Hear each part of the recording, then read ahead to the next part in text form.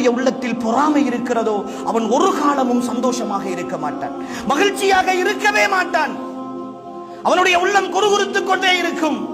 அவன் யாரை பார்த்து பொறாமைப்படுகிறானோ அவன் நிம்மதியாக சுற்றி திரிவான். அவனுக்கு இவனை பற்றி எந்த அக்கறையும் இருக்காது.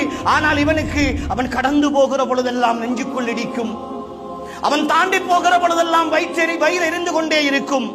அவன் அனுபவிக்கிற ஒவ்வொரு ரூபாயை பார்க்கிற பொழுதும் இவன் நிம்மதி இழந்து தவித்துக் கொண்டே இருப்பான்.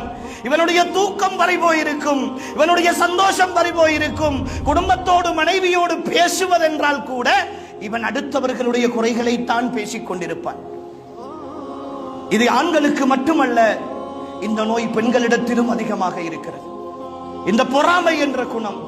இன்னொருத்தி ஒரு நகையை போட்டு வந்தால் கூட அவள் ஏதோ ஒன்றை சம்பாதித்து அவளுடைய கணவன் வாங்கி கொடுத்திருப்பான், இல்லை அது தவறாகவே வாங்கி கொடுத்திருக்கட்டும், அதை பற்றி பேசுகிற உரிமையும் அருகதையும் எனக்கு கிடையாது.